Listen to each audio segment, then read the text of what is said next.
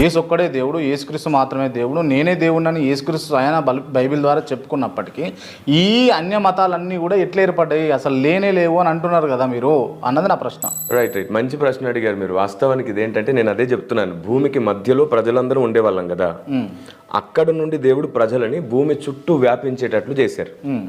ఎప్పుడైతే మనకు అనేక భాషలు ఉన్నాయో ఆటోమేటిక్గా భాషలు మారిపోయినప్పుడు ఆలోచనలు కూడా మారిపోతాయి.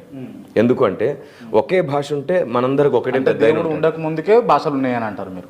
దేవుడు భూమి మీద అంటే క్రీస్తుగా రాకముందే మీరు అనేది, ఆయన 2000 సంవత్సరాల క్రితం వచ్చారు. అంతకు ముందు భాషలు మారిపోయినాయి. నేనైతే ప్రారంభంలో స్టార్టింగ్లోనే భాషలను దేవుడే తారుమారు చేశాడని బైబిల్ చెప్పింది, సపరేట్ చేశాడు. ఇప్పుడు హిందీ, ఇంగ్లీషు, తమిళ్, కన్నడ కారణం కూడా దేవుడే అంటారు.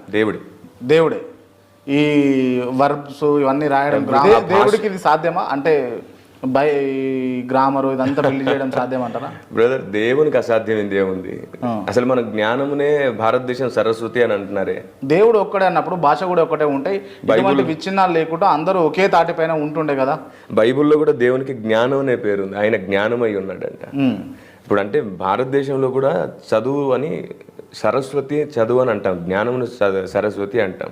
మరి అలాంటి ప్రస్తావన చేసినప్పుడు దేవునికి అసాధ్యమైంది ఏముందని మీరు నమ్మొచ్చు ఈజీగా. ఇప్పుడు ఎందుకంటే అంటే ఇప్పుడు సరస్వతి దేవతను అని అంటున్నారు కాబట్టి యేసయ్యను కూడా దేవుడు అనవచ్చు, ఈ సృష్టికి కారణం, ఈ జ్ఞానానికి కారణం దేవుడు అనొచ్చు అని చెప్పేసి పోల్చుకుంటారు, అంతేనా? పోలికేం పోల్చట్లేదు, మీకు అర్థం అవడానికి చెప్తున్నాను. దేవునికి అసాధ్యమైంది ఏది లేదు, దేవుడే జ్ఞానం. ఎందుకంటే మన దేశంలో కూడా దేవుణ్ణి జ్ఞానంగా నమ్మిన పోలిక ఉంది అని చెప్తున్నాను, అంతే.